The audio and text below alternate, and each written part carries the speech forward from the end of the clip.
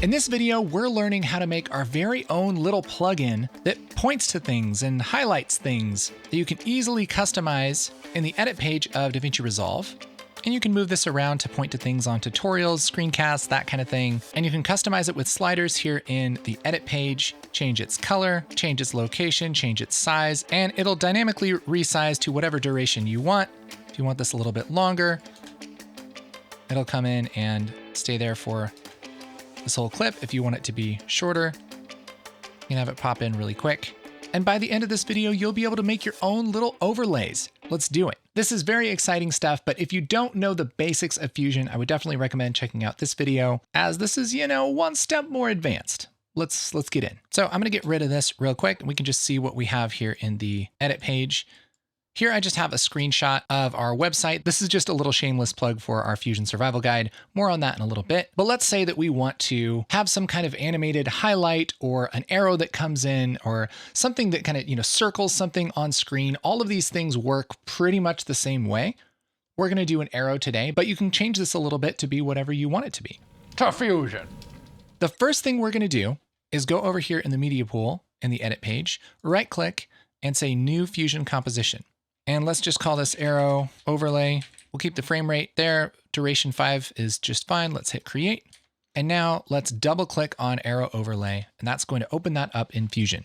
What we're going to do is start with a background. I'll just take a background node and drag this in and take the output and put that right into media out like this.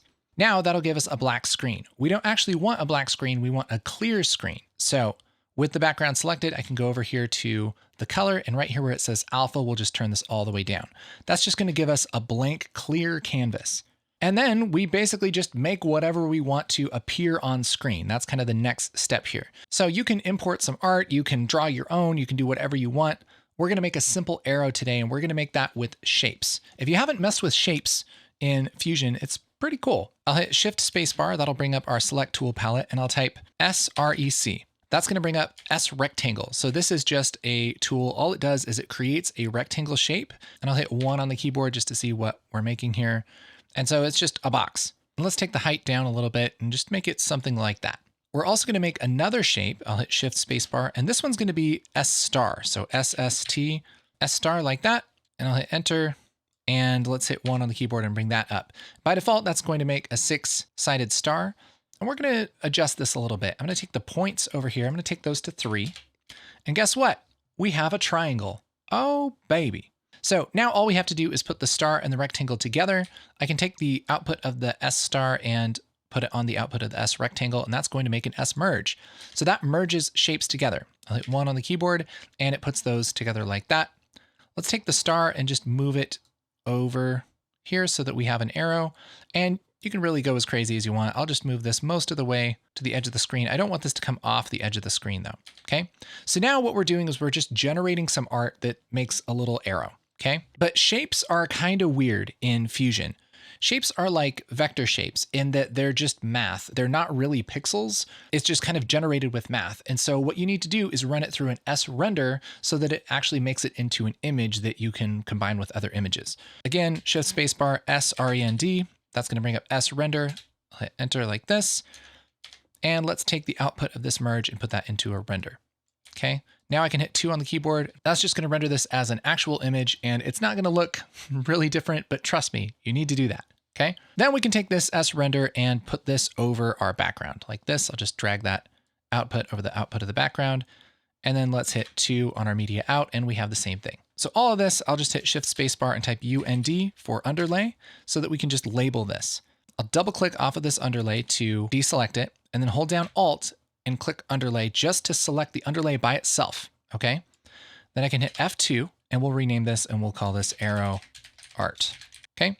That's just so we remember what the heck this is. Now I can take this and move this around as kind of one thing. You could also group these at this point, it doesn't really matter. I like to keep things laid out like this just so I can always get to whatever pieces I want. I can see everything at a glance. But now we have our arrow. Now, we want to move our arrow around, so let's just use a regular transform node right here under our stop button. Just grab that and drag that in here. Make sure that's connected. And now with this transform, I can change the size and I can move it around and that kind of thing. And this is essentially our main control for where we want this arrow to show up to point things out, okay? And if we don't want this animated, we just literally want an arrow, we're pretty much done here. We can just call that good. But we also want this to animate in. And we can do this a bunch of different ways. You could animate this yourself with keyframes, but a really smart way to do this, if you're going to make a tool for the edit page or make a template or something like that, is to use something called anim curves. And we're actually going to put this on a new transform. So let's rename this transform. We'll just call this main XF like that. We'll make another transform, shift spacebar XF, and we'll call this animation XF, okay? So we're stacking these because we want to be able to control this transform ourselves and not worry about the size and shape and all of that stuff. And then we can animate it separately using this second transform, and we can have that do something like this, you know, where it just pushes that in, and it's going to apply that transformation after our original transformation. So we can move it around wherever we want, and it'll have that same animation and we can't mess it up. It's just kind of breaking the movement out into two different nodes. So let's reset this animation XF. And we're going to animate this center. And again, I could keyframe this center to move back and forth like this, but we're going to use anim curves. How you do that is you have to add a modifier. Now, any single property, you could right click and go to modify with anim curves. But this center, modify with, it's not there. What do we do? Well, that's because this center is actually a 2-argument property. So there's the X and then there's the Y. And so we're going to break that out into 2 different properties. We can right click, say modify with, and we're just going to go to XY path. That's just going to connect this center to a modifier. The modifiers are hidden in this little tab here. So now we have this XY path, and we can adjust this slider for X and this slider for Y. And it's essentially the same thing that we had. One thing I will do is just double click on X and double click on Y. That'll get rid of any animation here. And it's still linked, it'll still work. But this is going to allow me to right click on X and go to modify with, and look, there's anim curves. Yay, we did it. So now I click anim curves and it brings up this intimidating bunch of stuff. So anim curves is really cool, and it's a little bit easy to get lost. If you're really interested in modifiers and how all those things work, Patrick Sterling goes into this a lot in his videos. Here's a link to one that I think would be super helpful, but we're going to keep things real basic, and you can just put in what I put in. Okay. So for the curve shape, we're going to say transition. For curve, this is where you can get different easing and all that kind of stuff. And so let's just go to easing, and there's going to be an in and an out. And for in, we're going to select bounce. And let's just play this back and see what happens. It kind of bounces and then it leaves. So that's sort of what we want. Let's just actually change the out to bounce. Let's see how that works. There we go. So it's kind of moving it from left to right, but it's bouncing it sort of off screen. So this isn't quite what we want. We're going to take this scale and say 0.5. What that's going to do is output a number that starts at 0 and then goes all the way up to 0.5, which the number that we're generating here is this center number on X. So right here, what we're doing is we're taking X and we're going from 0 to 0.5. So this scale right here, this is kind of the number that we're generating, that we're animating up to. And we can start with 0.5. And so that just ends up bouncing into position, which is pretty cool. We want this to come in a little faster. We don't want this to animate throughout the entire shot, which by default, it animates from 0 to 0.5 with this easing throughout the entire shot. So instead of 1 here, let's put like 5. That means it's going to happen 5 times faster. It's going to be done 1/5 of the way through our shot. So there we go. It's kind of ending up right there. And that looks pretty good, I'd say. Great. So now we have our arrow animating in. And because this is all relative, this is the reason we're using anim curves, is no matter how long or short we make our clip, it's always going to animate this in and be done 1/5 of the way through the shot. Right now, this is 5 seconds. And so if it's a 5-second clip, it's going to be done 1 second in, so 24 frames. If this were 50 seconds, this would be done 10 seconds in, which may or may not be what you want, but is going to work for us. Let's just going to animate that in. And generally, the longer you have a clip on screen, the more time you have to animate it. And so it kind of works out that way. And what's cool about this is because we have this in our second transform, I can go back to my main transform here and I can move this around like this. and it's always going to animate in exactly where I put it. So if I'm just kind of in the middle of the shot, I can put this wherever I want this to end up, and it's always going to animate in like that. Great. So we could have this come from off screen, but actually let's just have this fade in. And we're going to use another anim curves, but we're just going to put this on our merge. And we're going to do this with the blend. So we want this to fade in, start at 0, and then just fade in as it comes in. And so let's right click on blend and go to modify anim curves. And now we have anim curves. We don't have to do the XY path on this because it doesn't have X and Y properties that we have to break apart. So this is similar. This is going to go from 0 to 1, which is what we want. So it's going to fade in over the entire duration of the shot, right? So that's sort of what we want, but we want that to happen faster, which again, we could do this and we could say, 5, and that's going to animate in as it comes in. If we want this to animate in a little faster, we could say 10. And so it'll animate in as it comes in. And see, that looks pretty good. I like that. But we also want this to fade out. And so there are a few different ways to kind of go about this. An easy way would be right here where this curve says linear. Let's go down to custom, and we're going to draw our own little curve here. And I'm just going to take the top end of this curve and just bring it over here to be about 1/5 of the way in. And let's take this time scale back to 1. And now look what happens. This is still going to fade in and be completely opaque here about 1/5 of the way in. And then it's going to stay at 1 for the rest of the shot. So this is kind of like a graph of how it's going to animate throughout the shot. Now, what's cool is we can mirror this like this. And now look what happens. You can take this and it fades in, but then at the end, it'll also fade out, which means that we have an in and an out animation. It's just that this curve shape is mirrored. And so if we were to draw this shape really crazy like this, let's just really make this wild. So we can see that it kind of flickers on and off at the beginning. Then it stays normal. And then at the end, it kind of flickers off and on again, right? Let's just reset this curve. I'm just going to select all of the points and just delete them. Let's just kind of do this normal curve like this. So now we're going to fade in, and then at the end, we're going to fade out. Okay. And you can play with this and it'll make sense when you play with this a little bit. But now we have it coming, bouncing in, fading in, and then fading out over time. Great. So this is essentially everything for what we're actually going to build in Fusion.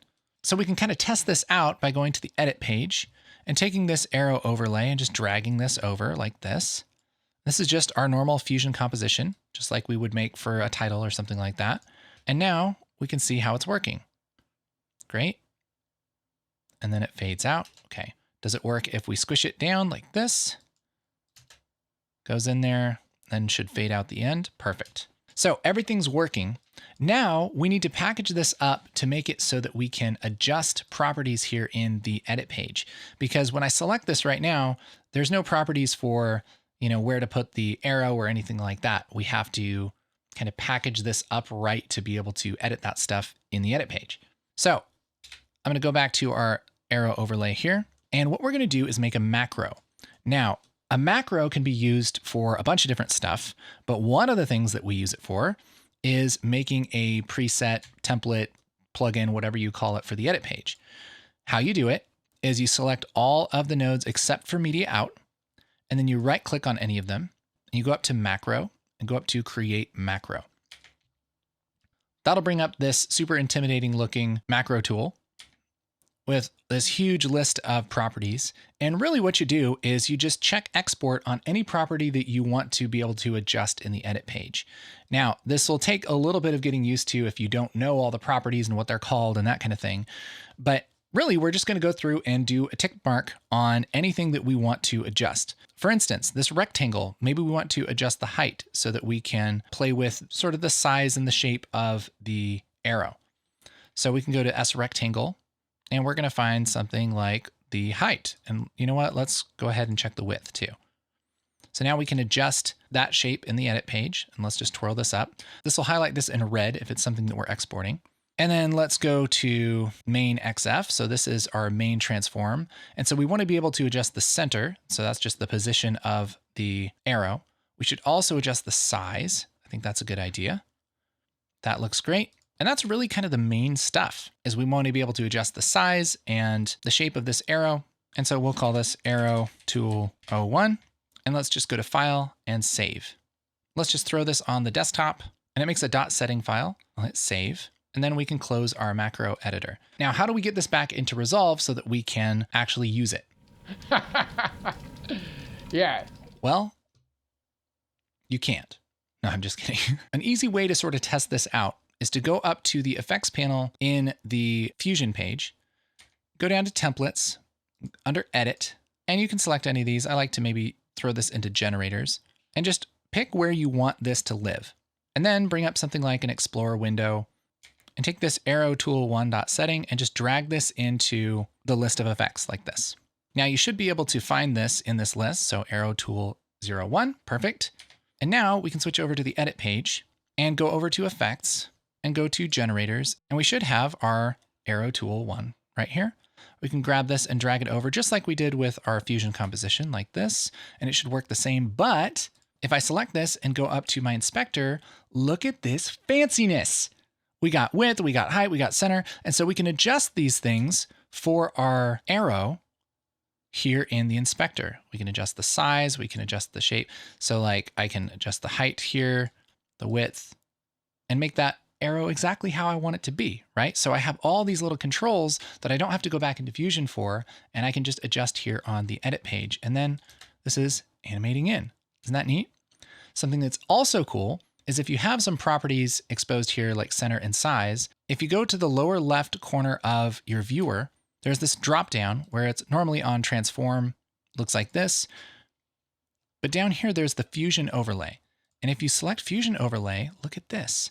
It gives you a little widget and you can move this around and you can resize it. And it's just pure freaking magic. It's just pure magic. So there's our arrow, and now, boom, our arrow flies in. Oh, it's just so cool. You can make your own cool stuff like this. It's not that hard. Isn't that awesome? Fusion.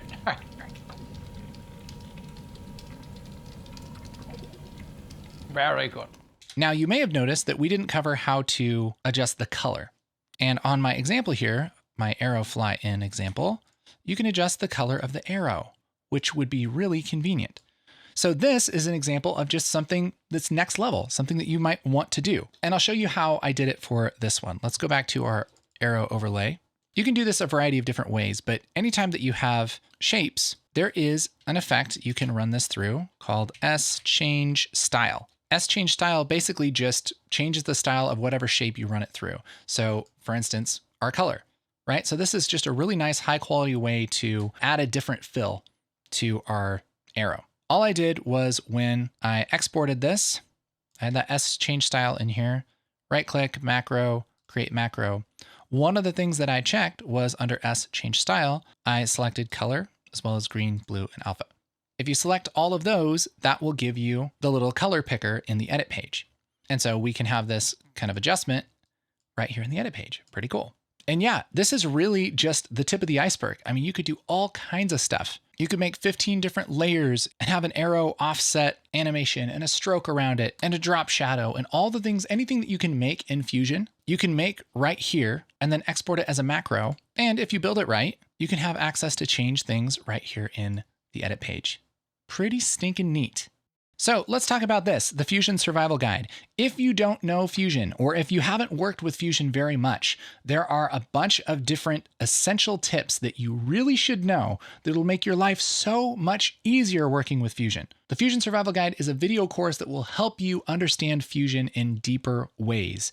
And if you go to this link up here, you can get it for free. It's my gift to you. I hope you enjoy it. I hope it helps you with Fusion. If you're new here, my name's Casey and I teach Fusion, and I would love to teach you Fusion. So I want you to hang out with me and we can hang out together and we could maybe make other types of arrows and things that are different than that. What a pitch. Hey, grab the Fusion Survival Guide right here. Also check out this video, which is important for your life and Fusion goodness. Okay? Okay. Hey, you look swell. Not swole, although maybe.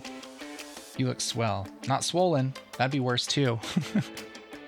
You look all of those things. Yeah.